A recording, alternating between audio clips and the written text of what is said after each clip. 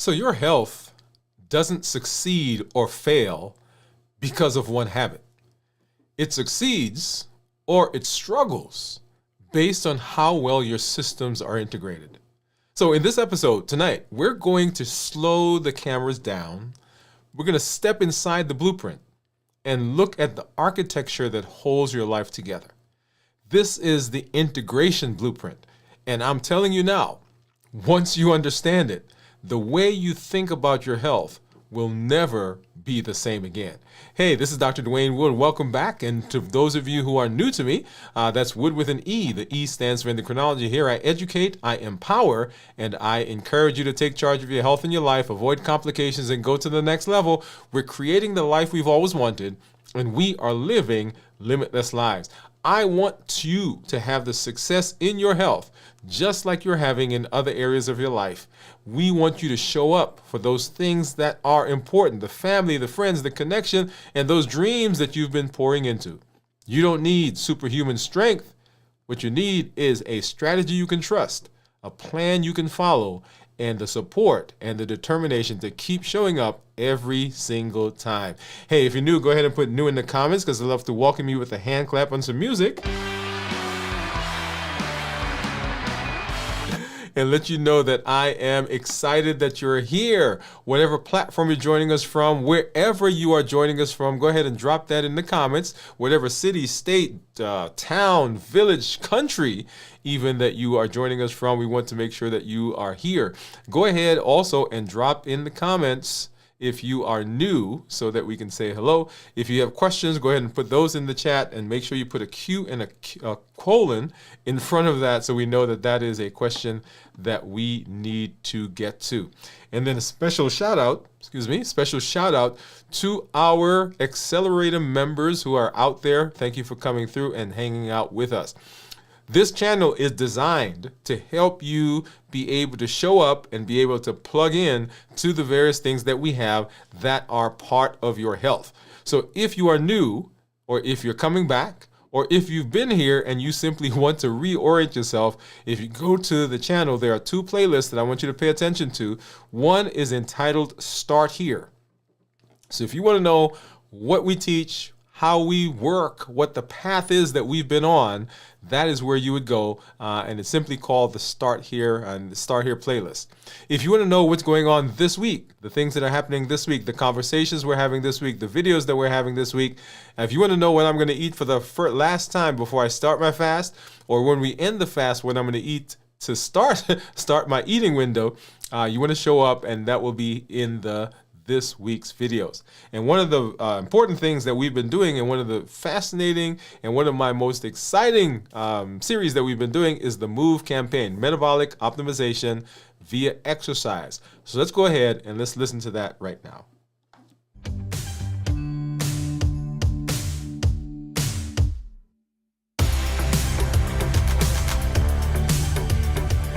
Welcome to MOVE, Metabolic Optimization via Exercise. This isn't just about workouts. It's about moving your body, moving your habits, and moving your life forward. Each episode builds consistency, strength, and resilience step by step. I'm Dr. Dwain Woode, and together we're writing the story of health, transformation, and limitless living. This is MOVE. Let's get started.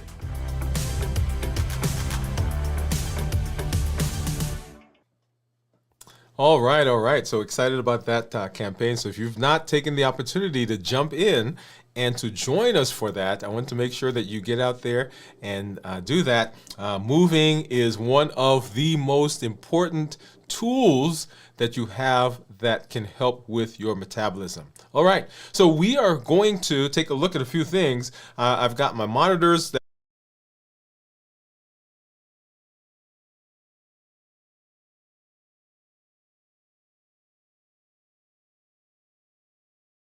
over the last little while. Just for those of you who are out there, as you've been following, we'll talk a little bit more about this as we get into the next several weeks. Our Blueprint series, right, is we are in week number 8, by the way, of the Blueprint series. And so we've got a few more episodes that are going. As we get to the end of this month, There are going to be some changes that we'll have in terms of scheduling. We'll talk a little bit about that, so make sure that you are paying attention to those. So let's go ahead and let's take a look at blood sugars. And the first one that I want us to take a look at here is, this is my Freestyle Libre. And the Freestyle Libre right now says, well, it did say, there we are, says that my blood sugar is 78. Now you'll see that right there. And then down below, you'll see what my graph looks like. So let's go ahead and let's put our finger on there and kind of run through. So this is the last 12 hours. So earlier in the day, we were in the 90s. And then right around lunchtime, we started eating. And there was a salad, right? This is the salad right here. And these are chicken fingers right there, that part right there. And then this is a chocolate chip cookie I found in my refrigerator in the office. So notice that, right? So here, so there's the salad, there's the chicken fingers, and there's the cookie, right? So we got up to 158, and then back down to right at about 100, 101, and then what we've been the rest of the day, down to where we are right now, okay? And so what we'll take a look at, and I'm going to go back when I get to my Dexcom, and we'll take a look at 24 hours. Why don't we go ahead and let's do that right now. And let's jump over. Here we are. So here is the Dexcom, and my Dexcom says that right now I'm 108. If I change the 24-hour view, right, and you know the Dexcom tends to be a little higher than the Freestyle, so we're looking at down here.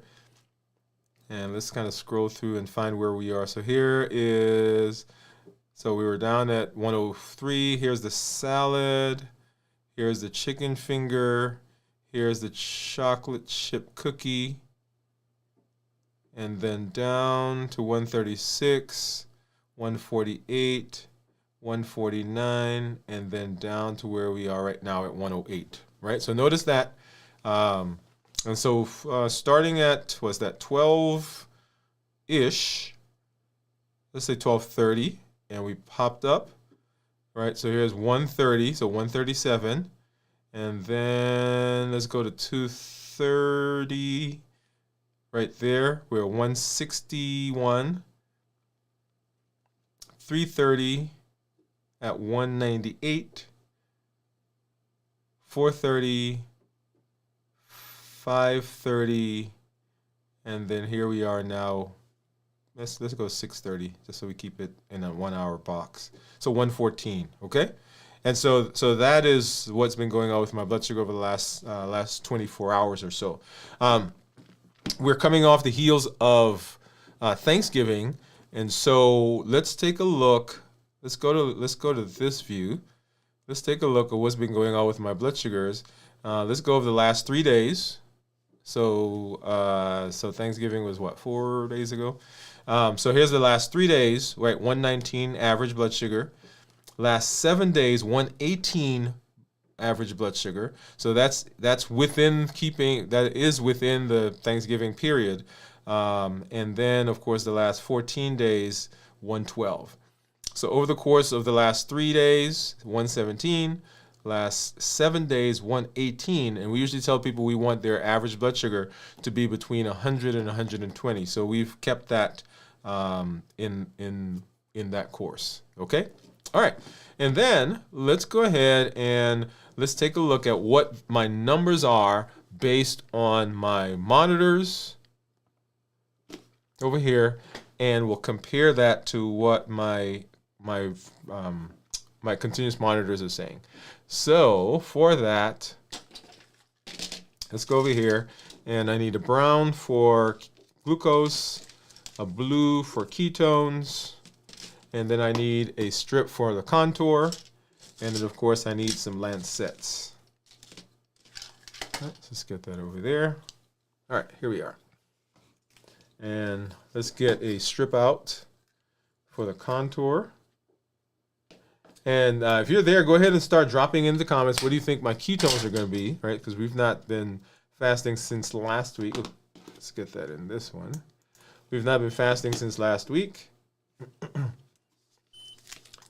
Here is the Keto Mojo glucose strip.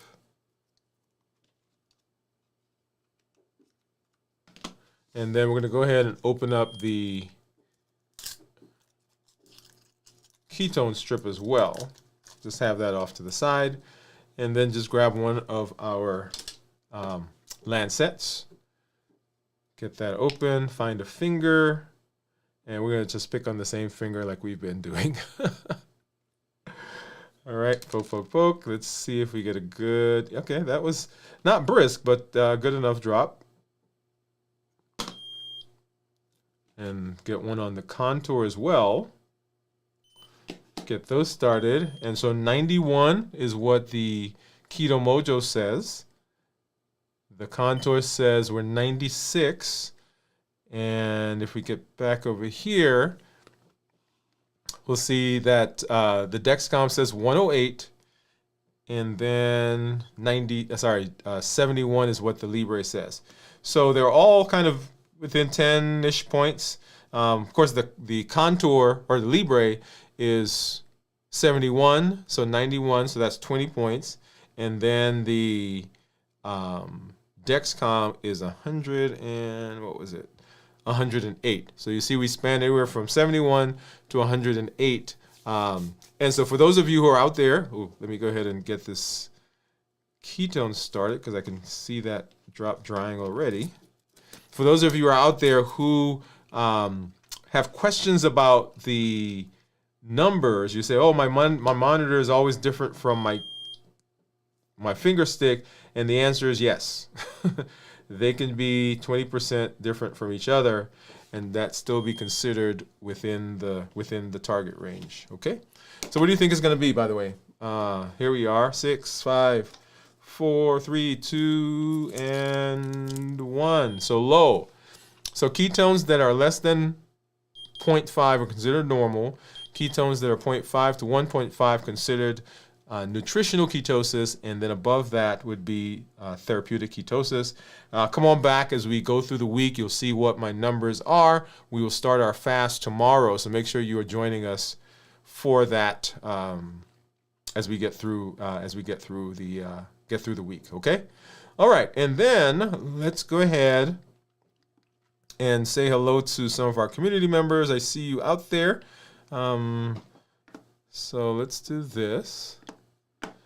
And I do see Gian. She says, hi, Dr. LLG. Gian says, missed the live. Yes, we had our live last week, and then we were off for a few days because of the holidays, and then we are back in the saddle right now.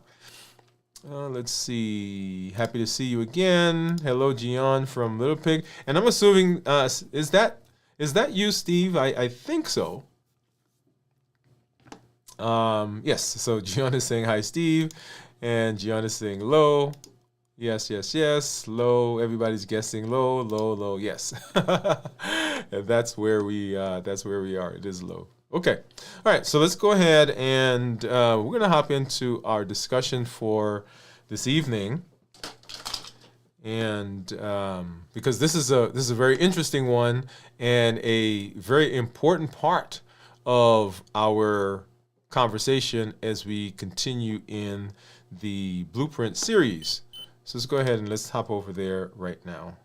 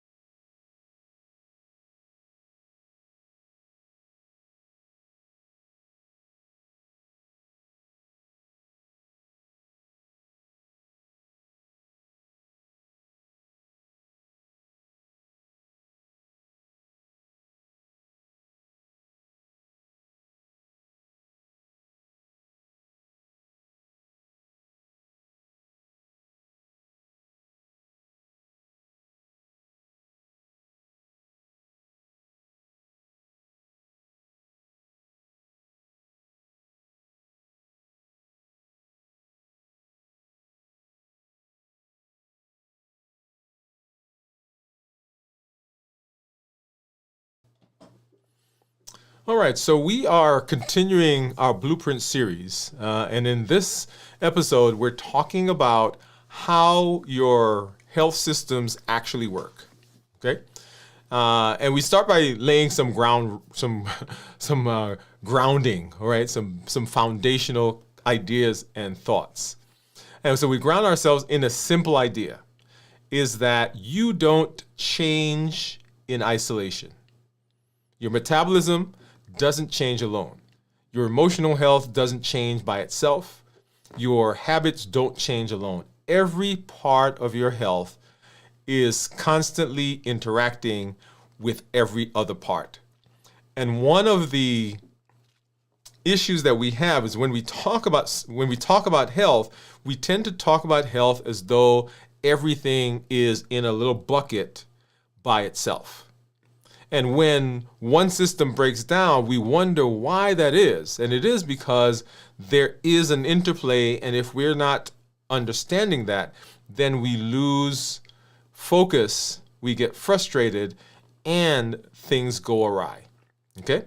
So when one thing happens, it puts pressure on all the others. And most people think they're struggling because of a lack of motivation, but what they're actually experiencing is a breakdown in integration. And so here what we want to do is we want to show you why that happens, and more importantly, we want to talk about how to fix it.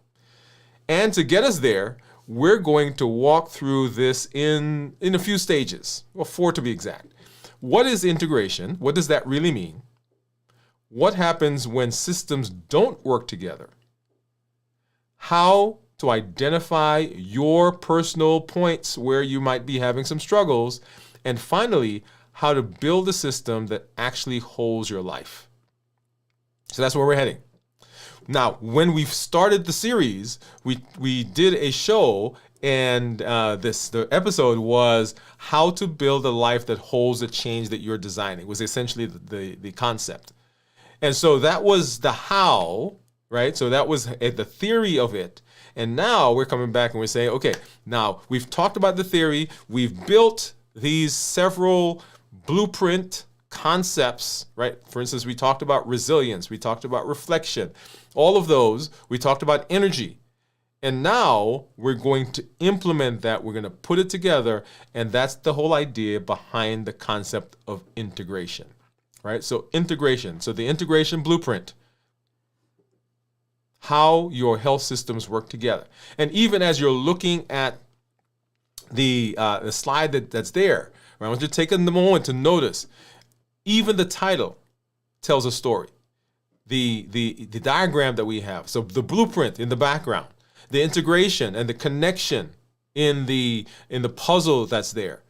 The idea that a system, that there's a structure, that things are working together, that is providing stability. This is the lens that we are using, tonight. Okay, so the first question we have is, what really is integration? Right? What really is integration?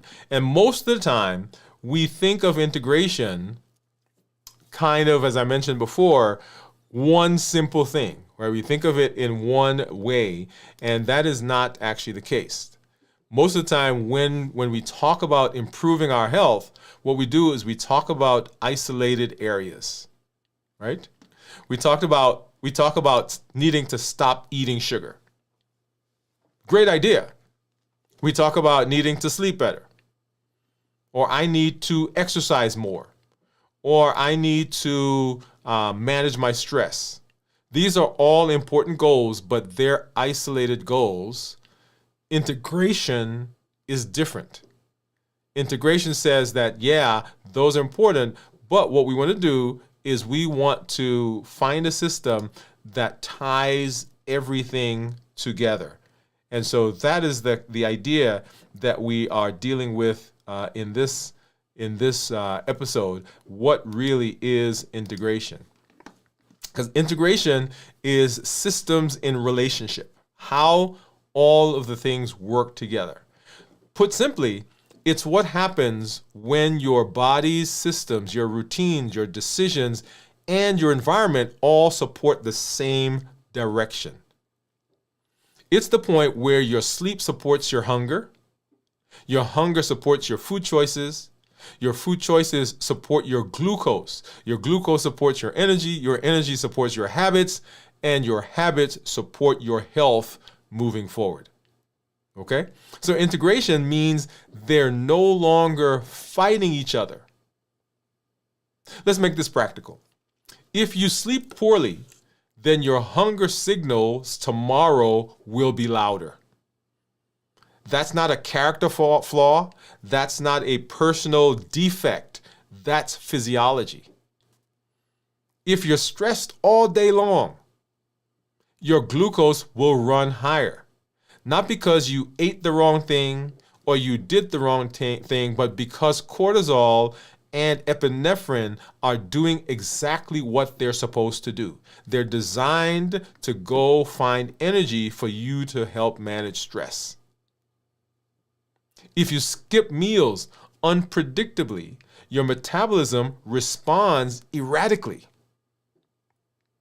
People say, oh, I'm going to be good today, so I'm not going to eat. Well, you didn't plan that. And when you don't plan, it's a great idea that you want to do that, but that's not in keeping with what you normally do. And your body responds to that. Not because you're bad at routines, but because the body likes predictability. This is the integration that we talk about in real life. Okay? So that is what integration is. Well, integration is equal to consistency. We want it to be consistent. When systems work together, stability appears. Most people blame inconsistency on willpower. Man, if I was just strong enough, if I really put my mind to it, right? And we go through that, if. But inconsistency is almost always a systems problem, not a motivational problem. Most of us, put your hands up, most of us want to be healthy. We're motivated to be healthy. But if your environment isn't set up for success, motivation collapses. If your sleep is unstable, your appetite becomes unpredictable. If your routines don't support your energy, habits fall apart. Integration is how we fix all of that. So now that we know what integration is, let's talk about the opposite.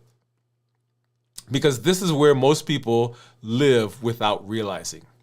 This is the part that most people feel every single week, even if they've never had words to describe it. When your systems don't work together, the experience is predictable. You feel like you're always restarting. You feel like you lose momentum quickly. You feel like every small disruption knocks the whole week off course.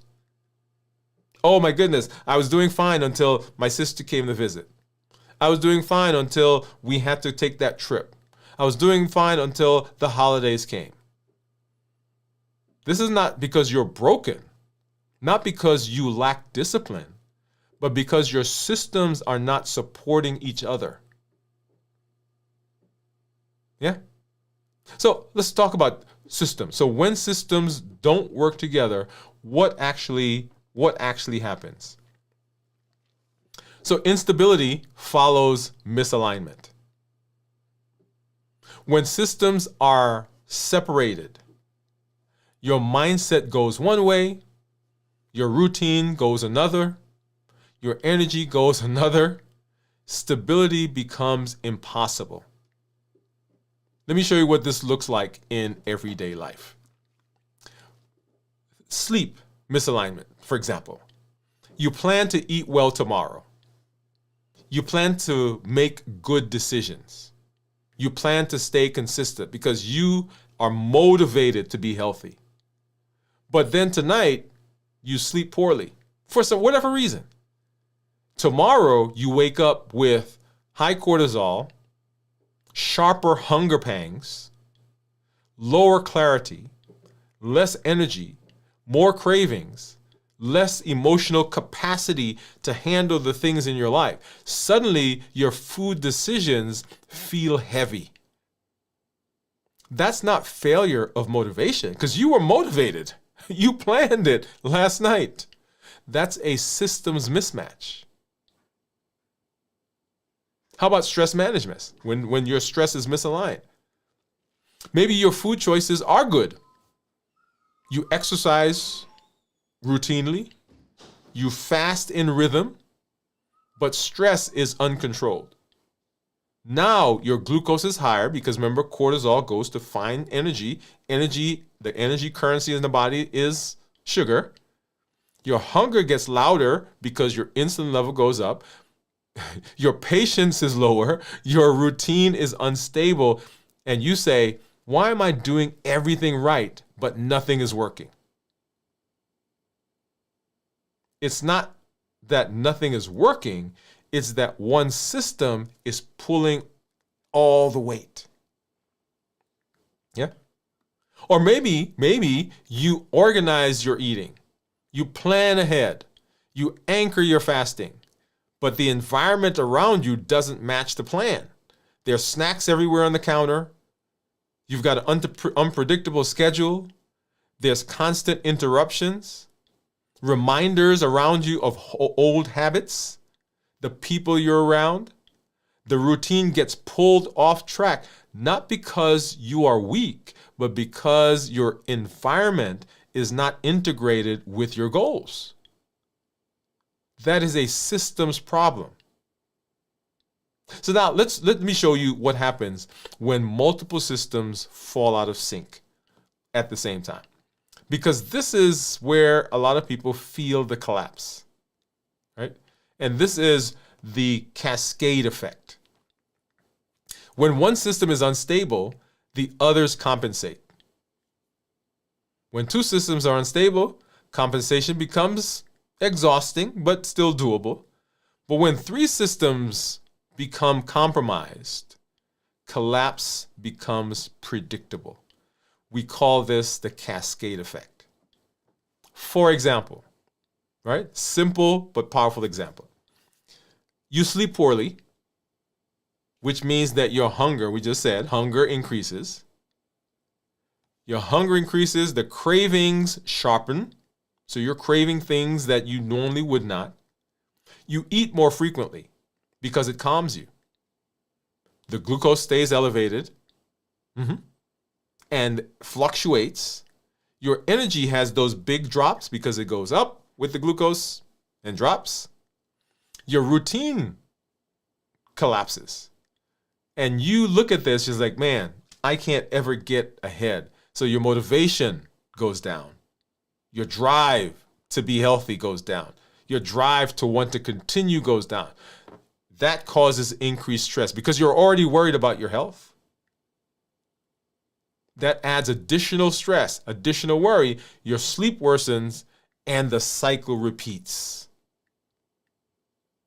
Nothing in that sequence was a moral failure.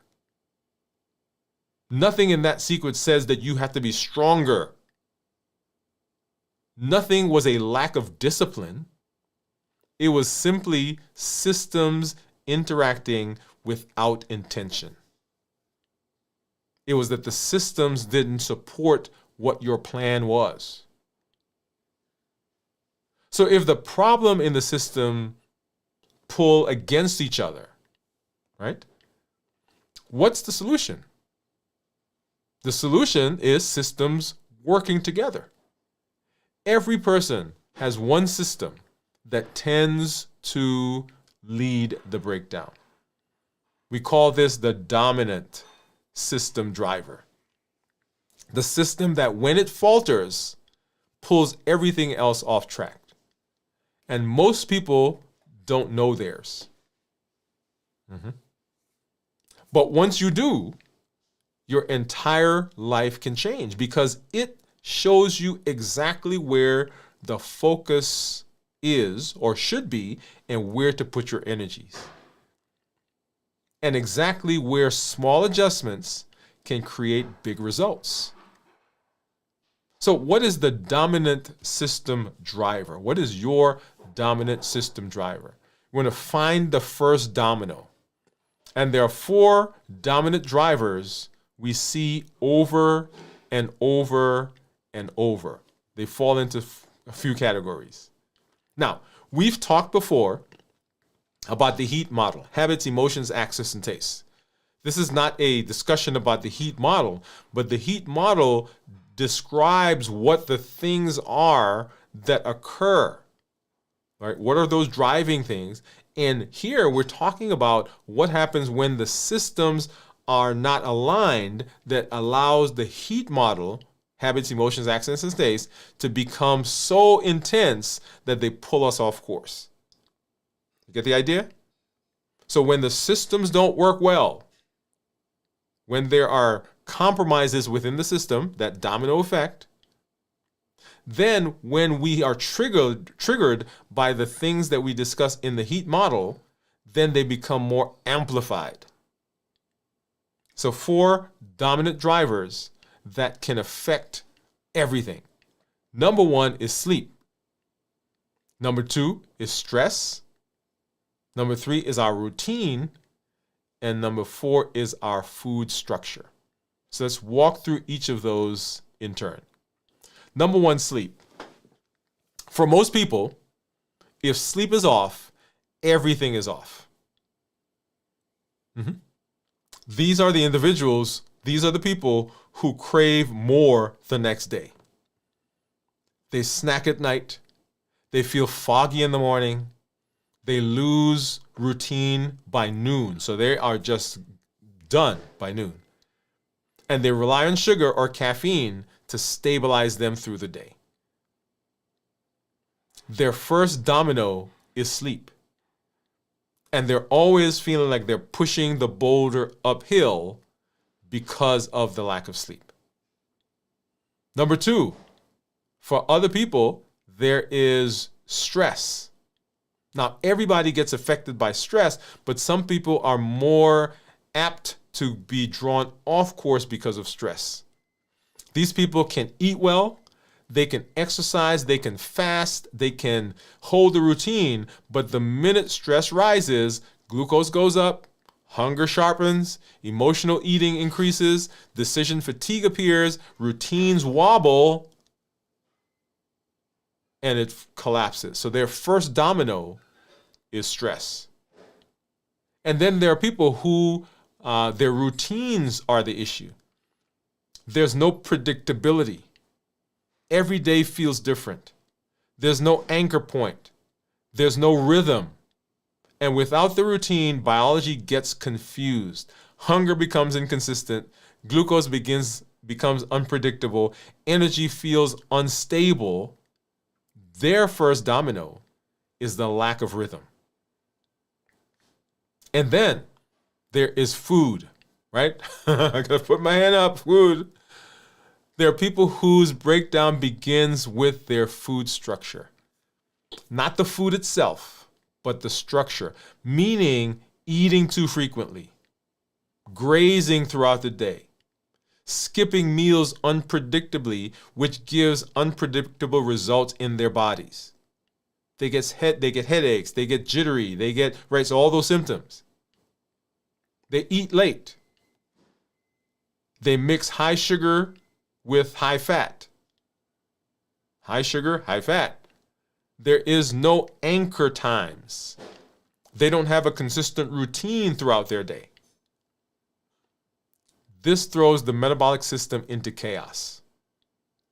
Their first domino is food timing, food composition, food structure. Once you know your driver, the next step is understanding how that driver influences the other systems. And that's where we go next, right? We talk about this integration grid. Integration grid. And for the integration grid, I want you to imagine that you have a sheet of paper. And the sheet of paper is divided in fours, right? One line down the middle, one line across. And in each quadrant, there is one of the things we just talked about. Sleep, right? So some people, there's sleep. For some people, it is stress. For some people, it is routine. And then, of course, for some people, it's the food structure. So you got your grid, you took your paper, divided it in half and half again. And every system, I want you to notice, touches every other system. The grid shows those 4 major areas that we just talked about and how each one influences the other. It is a circle. Yeah. Because this is the part of the integration blueprint that's important. How systems shape each other. So let's take a deeper look at how these systems can interact, because this is where health either becomes stable or it becomes chaotic. Remember, the goal isn't perfection. The goal is connection. When your systems are connected, your decisions feel easier, your hunger feels quieter, your glucose responds better, your energy becomes more predictable, your routines feel smoother. Right? So let's go ahead and let's talk about each of these. So number 1, sleep, hunger, food decisions. The body resets overnight. When sleep and hunger work together, food decisions stabilize. But when they don't, here's the pattern. Poor sleep, high cortisol, high ghrelin, which is the hunger hormone, low leptin, which is the fullness hormone, more cravings, especially for sugar and simple carbs. Because I've as long as I've been practicing, I've never had anybody say to me, I crave broccoli, or I crave green beans, or I crave a salad, right? It's always I crave cookies, candies, cake, right? Pasta, bread, potatoes, all the things that are high in carbs and high in sugar. So we crave more carbs. Because of that, right, we have this appetite that pushes us to graze. So we're grazing throughout the day, which causes higher glucose, a constant tonic level of insulin. That leads to lower energy because we're having fluctuations in our blood sugars.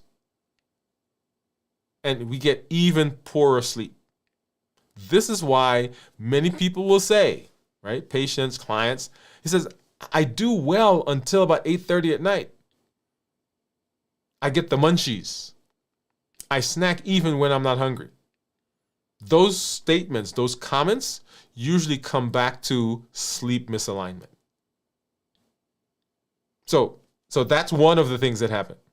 Let's look at another. All right? Or let's do a real life example before we get there. Let me go back. Yeah, let's go back here. So you finish dinner and you're fine. You feel satisfied. But by 8:30, 9 o'clock, when that time comes, suddenly you want to eat again. That's not a motivation issue. It's not a craving issue. It's not a discipline issue. It's a, hey, let me go get some sleep issue. Right? It's a sleep, hormone, glucose integration issue. This is why understanding the rhythm and the systems matter more than judging the behavior. So, man, when I'm up late, this cascade happens. And if you've not paid attention, start paying attention to that. So sleep drives hunger. Yes. Now let's look at what happens or what drives glucose stability, right? So that's our next one. So stress, glucose, and routine stability. Stress is a metabolic event. Ooh, let me stop there. Let's put a pin right there and let's talk about that. Stress is a metabolic event. When stress rises, even if you're eating perfectly, your glucose has to respond. Remember, stress says to the body that I'm in danger. That's what stress means. It could be physical stress. A lion is chasing you. You're falling. You've hit yourself. You're ill. Or it could be emotional stress. Something is going on the job. Something is going on with a relationship, right? There's some financial, something is going on. So when stress rises, the body thinks you're in danger and it responds by going to find energy, and the energy currency in the body is sugar. So even if you're eating perfectly, your glucose responds to stress. And the sequence goes like this. Stress causes cortisol, the stress hormone, to go up. When that happens, glucose goes up. If glucose goes up, what has to come out? Insulin has to come out. Insulin can cause appetite stimulation, cravings, weight gain. People can feel fatigued. It causes other metabolic issues, as we've talked before, high blood pressure, cholesterol. This throws our routine off because we're irritable, we're fussy. We know something is going on, but we just can't pinpoint it. We get off routine. We start to make poor decisions, poor food choices, and that now leads to additional stress.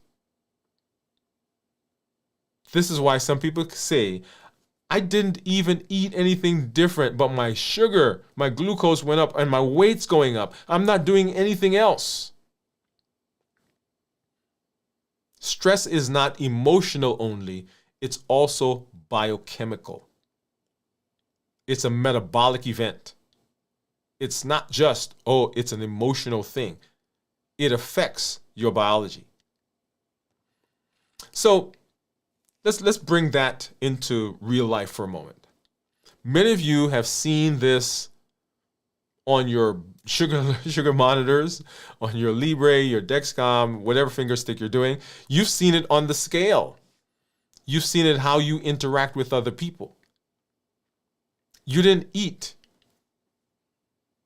but a stressful meeting happens, a difficult conversation, running behind schedule, trying to multitask, trying to keep up, and suddenly your glucose jumps 20, 30, 40 points. Your weight goes up.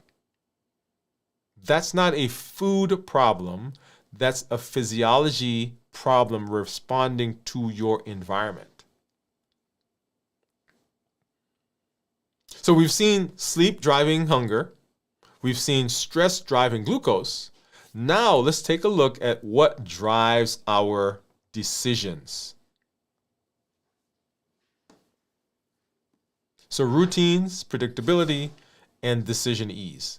So the body loves rhythm. Body loves rhythm. The body is designed to be in rhythm. The body runs on rhythm.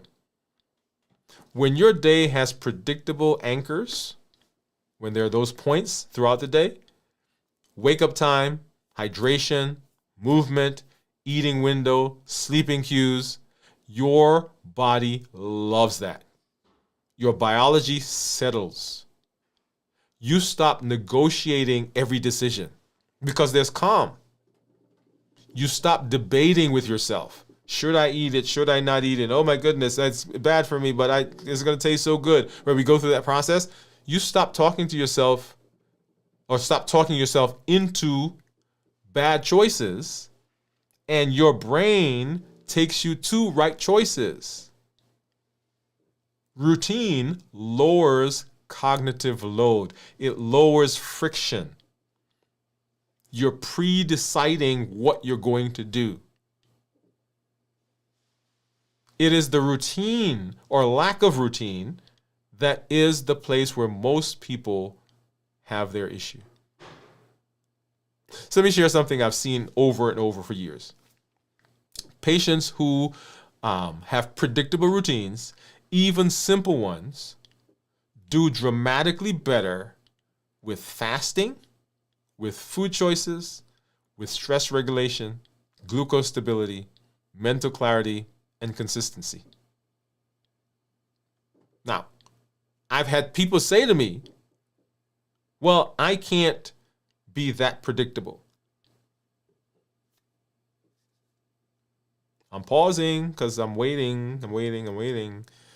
And my question is, how come? Why not? Now, everything doesn't have to be predictable, but the more predictability you have, the better it is. And the people who tend to have better responses have built a routine. They weren't born that way. They have created that. And I've seen that in my own life. When I have anchors, when I have clear bookends on my day, everything else feels lighter. When I pause before I leave the office and I do my brain dump, when before I go to bed, sit and I do my journaling, when I wake up the next day, things run smoother, my blood sugars are better, I feel less frazzled, I make better choices. The routine carries the load. So my brain doesn't have to carry every single decision. This is the power of integration. This is the power of routine. This is the power of systems. So now that we've seen what happens with those various areas, now that we've seen what pulls systems down, let's look at systems pulling upward, because this is where the Blueprint series becomes powerful. All right, let's talk a little bit about integration and the positive integration loop. And the idea here is that small alignments create big change. When systems support each other, momentum becomes predictable. When you get better sleep, you have more stable hunger. When you have stable hunger, you have better food decisions because you're not having those tough cravings. When you have better food decisions, more stable glucose. More stable glucose leads to less insulin production, more consistent energy, better routines, lower stress, and bloop, loop, loop, loop, loop, loop, pop, better sleep. This is the upward loop. We talked before about the one that goes the other way. This goes up now. And it simply happens with one single thing: better sleep. When we have better sleep, we have better capacity. You've had those weeks, right, where everything feels easier. You don't overthink. You don't force. You don't wrestle with cravings. What happened? What happened that week? Maybe that week your systems clicked. You weren't more motivated. You were more integrated. And when you have integration, systems work better. And so now that you've understand the positive loop, let's bring the entire thing together, right? Let's integrate that into the Blueprint model. So design the connections. So this is the full model that we're using. In this framework, every system supports the other, stabilizes another, influenced by another. It compensates for another. It strengthens another, or it weakens another. The key is not perfection. The key is connection. The key is integration. You don't need every system perfect. You need them working together. Now, the question becomes, how do we actually apply this in real life? Right? How do we apply this in real life? Starting this week. That's where we're going next. Making practical the things we just talked about. So now that you understand the system, let's talk a little bit about how it actually works this week. Because information only becomes transformation when it becomes what? Practiced, right? And integration is not built from a major life change. It's built from small strategic corrections, course corrections, adjustments every single time. So small adjustments make big results. Small adjustments make big results. So let's walk through it. And there are 3 categories of micro adjustments that create the biggest changes. Number 1, sleep protecting adjustments. Pause, because I can hear it, right? Because I'm talking to myself, by the way. Sleep protecting adjustments. Number 2, stress reducing adjustments. And then number 3, routine stabilizing adjustments. These are the 3 levers that you get to pull that will drive us and help us to do what we need to do. So micro adjustments. Let's talk about sleep. So these adjustments are the things that you need to put in place that will help you get better sleep. Things like shifting your bed routine or bedtime 15 to 20, maybe 30 minutes earlier. I know. It's like, well, I can't go to sleep that time. This is just like I had a friend who did a session at a conference, and it was called, if you don't treat it like a job, you won't get paid. If you don't treat it like a job, you won't get paid. And I'm going to co-opt that. And I'm going to apply that to your health. If you don't treat your health as a job, and the idea there is you treating it importantly, treating it with the care and with the attention that it needs, and doing the things that it needs to be successful. If you don't treat your health like a job, then it's always going to be a struggle. So I'll tell you that I've adjusted my schedule many times for my job. They wanted me to be there half an hour earlier. And guess what I did? I changed things around so I can be there half an hour earlier. When I was in residency, you needed to be there at whatever ungodly hour it was. Guess what we did? We went to bed earlier so we can get up, so we can be there on time. Shifting your bedtime. Creating a consistent wind down routine so that you just don't show up at the bed and just fall out after you have no more energy. Limiting late night stimulation. People will watch TV until they go to sleep. And then, right, they're not getting good, restful, restorative sleep. Anchoring a predictable wake-up time. So going to bed in enough time so that your body naturally... Now, do you know that your body will wake you up without an alarm when you've had enough sleep? If you're always fighting the alarm, then you probably didn't get enough sleep, which means that you need to adjust your sleep pattern. So protecting, right? And then reducing evening snacking, because that has we can do a whole show on that. You don't have to fix everything. You only need one small adjustment.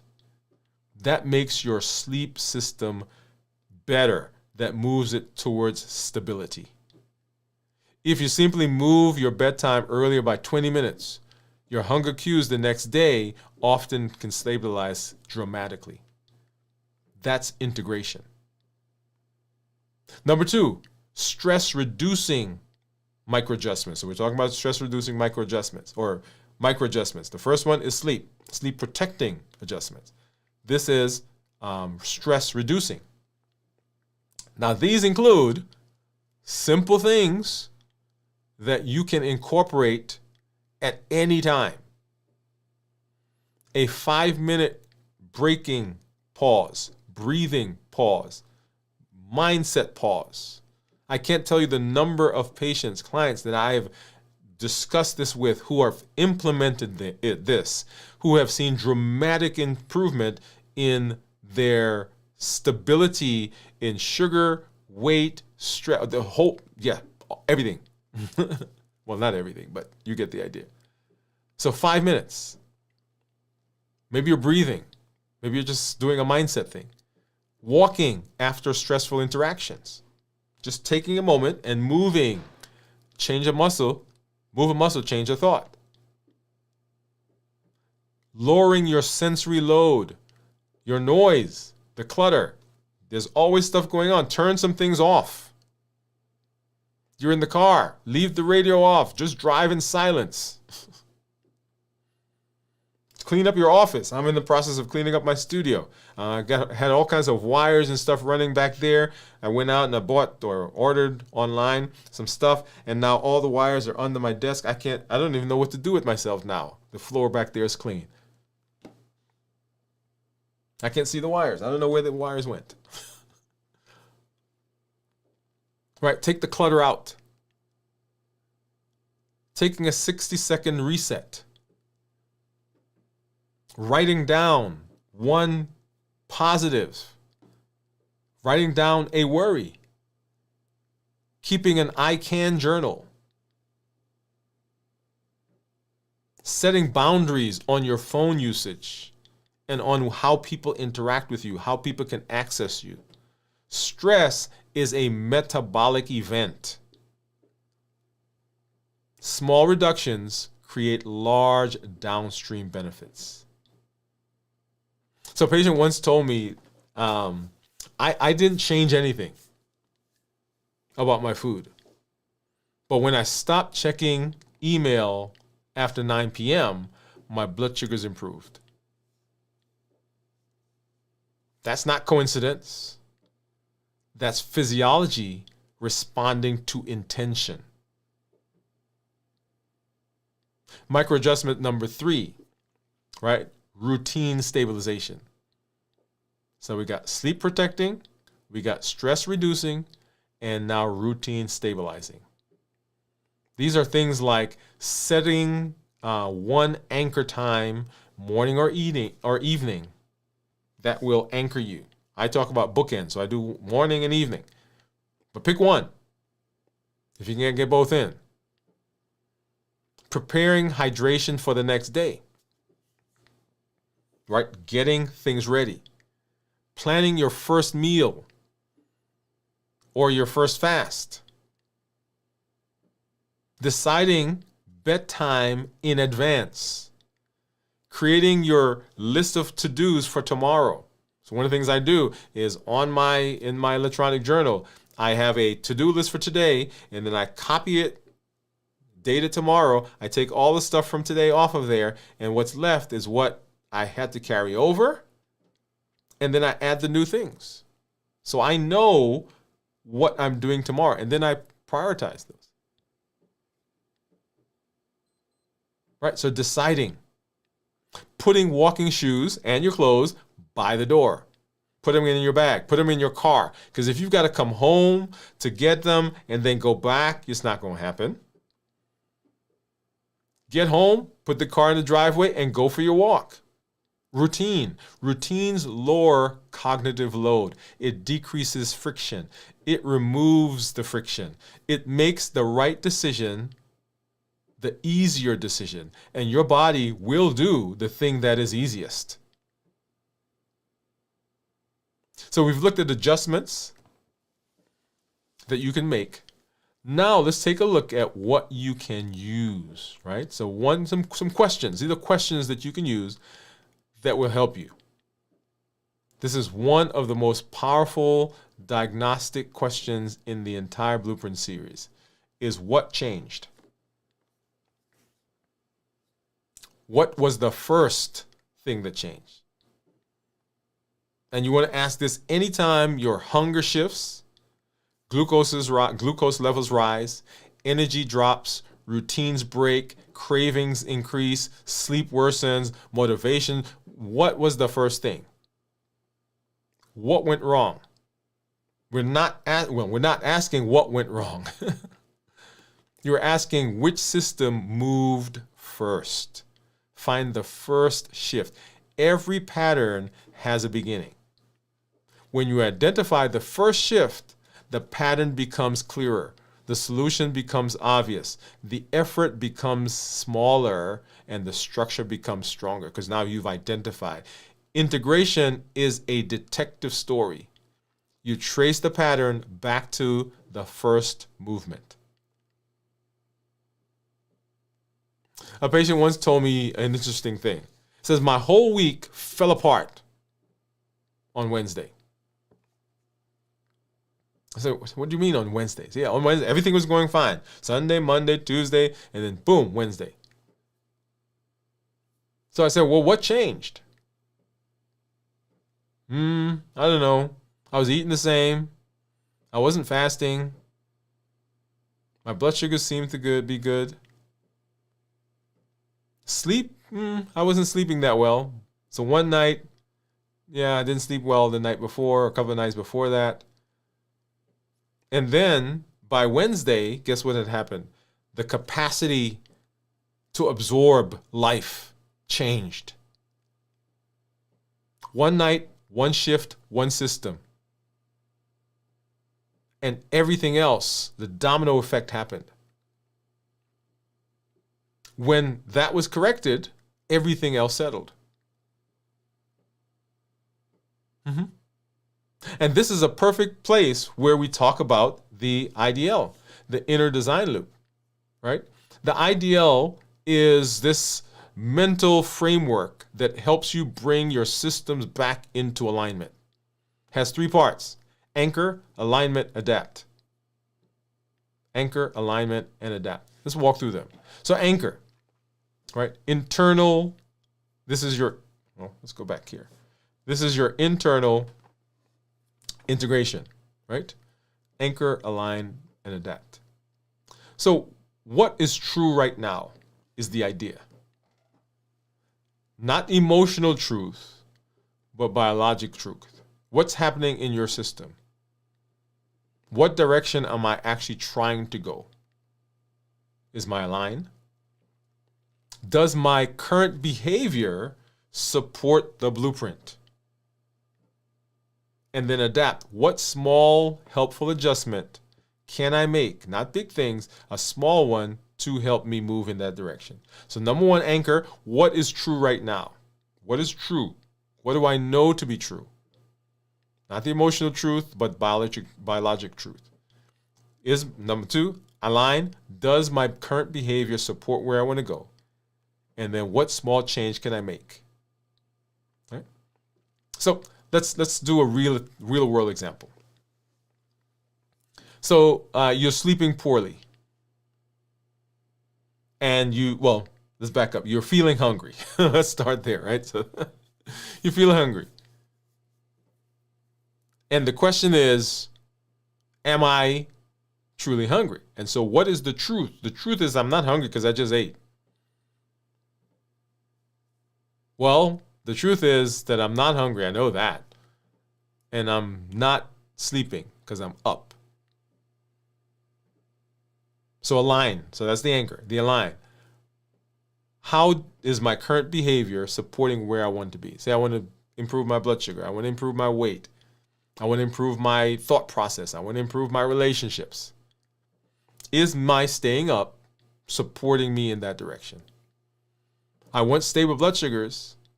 I want better decisions tomorrow. Is this behavior, staying up late, supporting that? And then adapting. What is the one thing I can do, small change, to make that better? And what do you think it is? Small, simple, aligned. Go to bed. Now, I'm going to tell you, I'm going to throw myself in here. This is the challenge. This is one of my challenges. So you already know what the issue is. Small changes. We're not talking about, changing your whole day. Small changes. So we walk through the model, the grid, the drivers, the adjustments, and the loop. Now let's put everything together, right? And I want to give you 3 questions. And we're going to integrate these into our daily lives. You ready? Here's the 3 questions. What system moved first? We talked about the systems. Which one moves first? What system needs the most support today? And what is one micro adjustment I can make that integrates the whole structure? If you practice these questions daily, your entire health experience changes. So we're integrating daily. It brings clarity, it brings stability, it brings momentum, and momentum takes us to success. So integration creates fewer restarts. Restarting on Monday, or I'll start next week, or I'll get back to it. It's smoother energy, so better energy levels, more predictable hunger waves that come, cleaner, clearer glucose levels, easier routines, lower stress, higher consistency, stronger resilience. This is the system you're needing to build. If you don't have that, that's the system you've been missing. So we've covered how your systems interact, how misalignment creates instability, how to identify your dominant drivers, how to trace the patterns back to the first shift. What's the thing that changed first? How to use those micro adjustments, how to apply the inner design loop to bring everything back together. And now you have the integration blueprint. This is not about perfection. This is about connection. Your health changes when your systems cooperate with each other, not when you fight them one at a time, not when you fight harder, not when you white knuckle it. And the beautiful part, you don't need to do everything perfectly at the same time. You need your systems working together to support each other. That's our blueprint. That's the integration blueprint. We continue walking through the series. Join us for our next episode.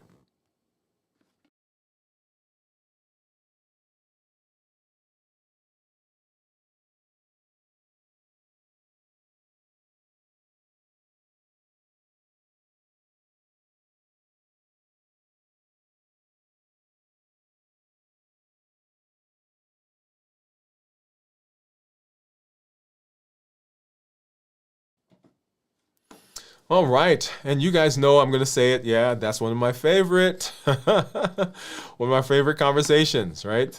The Blueprint series has been one of my favorite series because it is the place where we put into practice a structure that allows everything else that we learn to work. And to follow that. So a lot of the things that you've learned, a lot of things that you've heard, a lot of things that before you got here on the channel, a lot of things that you've been trying, they're not wrong. A lot of the motivation you've had, not wrong. But why is it not functioning? Why is it not working? Because it's not in a system. Systems work. Motivation will come, motivation will go.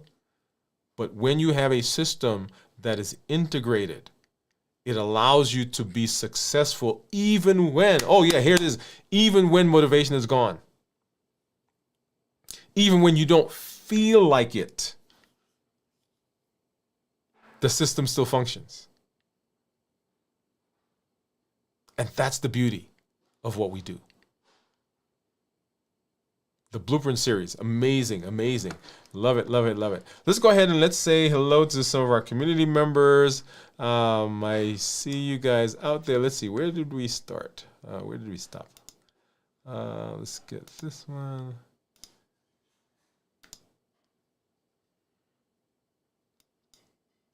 All right, here we are.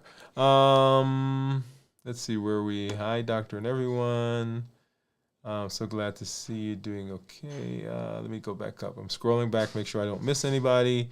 So Pam, what's up, Pam? Pam is saying hello. Thank you for coming through and hanging out with us. Gian saying hi, Pam. Missed you, Pam. Hi, Gian. I'm doing okay. And Steve is saying hello. Hey, doctor and everyone. What's up, Teresa? Thank you for coming through as well. Hi, Teresa from Gian. And how are you? Teresa says, hey, Gian, I'm good. How are you? Just everybody greeting each other. I love that. I love that. Glad to hear that you're doing okay. From Teresa to Gian. And then let's see, Teresa said, doubt that you're so right. I've been having problems waking up 3 and 2 o'clock in the morning and not being able to get back to sleep. I've got to make some adjustments. Yeah, so we do a lot of things. What makes you predictable routine, right? So predictability has to do with putting ourselves on a routine, right? So you're not born predictable, right? So you are predictable. You build predictability into your day. So I'm going to do X. For example, we have predictability in our fasting. On Tuesdays, we start fasting. Right? We fast Wednesday to, right? So it's predictable. So we don't do that on random days. Other than when, for instance, we were traveling last week, so we moved it a day earlier. But on a regular basis, boom. I know it, you know it, my family knows it, the people at work know it, everybody knows it. It's a predictability. Okay. And then let's see. So Teresa said, I understand. Or Gian says, I understand. Boom. Okay. So yes.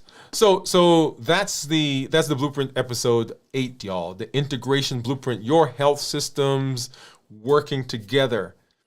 As always, your time, your presence, your commitment to designing a life that holds change is admirable. I love it. I love when I get to walk through this with you. I love when I get to walk along with you. And remember, you're not trying to force your health into existence. You are building the structure that allows it to thrive. That's what we're working on. Motivation comes, but it's the system that will take you in the direction of success. We're designing the life, we're building the health, and we are living limitlessly. And everything we do here is built on our Triple E formula for success. We educate, we empower, we encourage. We educate with the shows, with the blogs, with the podcast. We empower with the tools that we're learning, this Blueprint series that we're walking through. And we encourage with the community that you are a part of, that you are helping to build. You are a voice for success in your own life, in your family, in your community, at your church, around your neighborhood, in your doctor's office. There are so many people that are not having success because they don't have the structure. And you can get to say to them, hey, I know how we can do this. We can walk through this together. I'll go with you. Bring them to the channel. Have them go through the Start Here playlist. Have them walk through this path. Sit down and watch this episode with them. Yeah. Be a voice that says to your family, to your friends, we don't have to keep doing like this. And it happens when we integrate our systems together. And as I say, I'm always excited when I get to hang out with you. We will continue our series, the Blueprint series, next several weeks. As we get into the weeks, by the way, so our final show for this year is going to be on the 22nd of December, right? Final show for this year is going to be 22nd December. And our first show for the new year, I think is the 5th of January, is when we will have our first show. So between those two times, between those dates, we'll have some replays, some recasts of the shows that we have.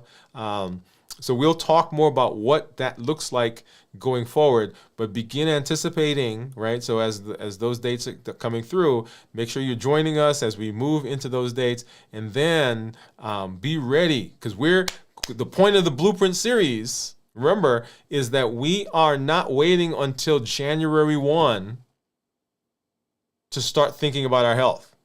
Everybody else can do that. They can do their New Year's resolution. They can say, okay, on January 1, I'm going to start doing X. But we started already.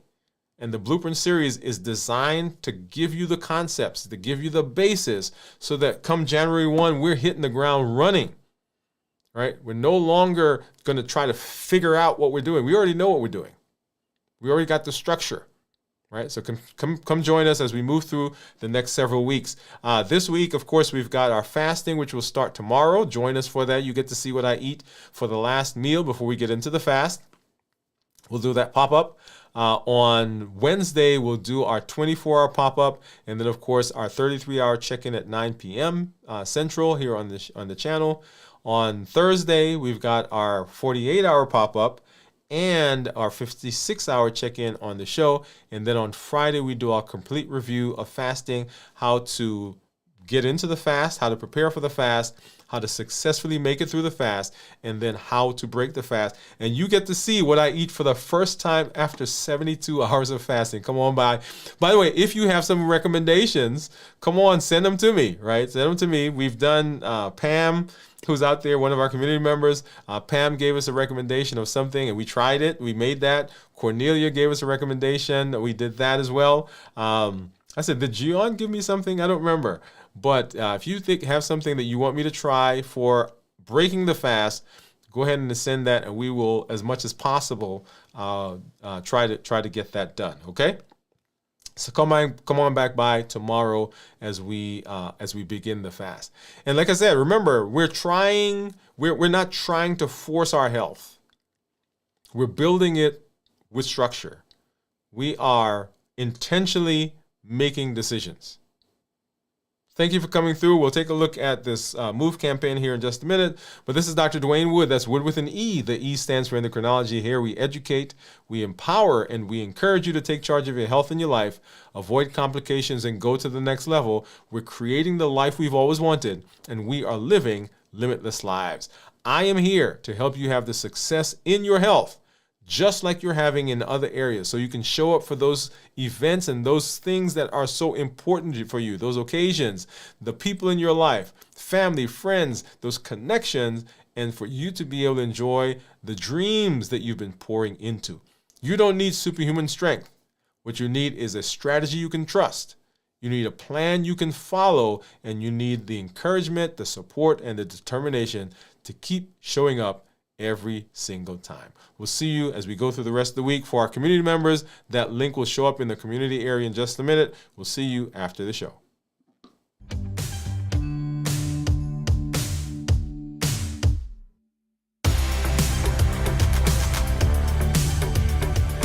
Welcome to MOVE, Metabolic Optimization via Exercise. This isn't just about workouts. It's about moving your body, moving your habits, and moving your life forward. Each episode builds consistency, strength, and resilience step by step. I'm Dr. Dwain Woode, and together we're writing the story of health, transformation, and limitless living. This is MOVE. Let's get started.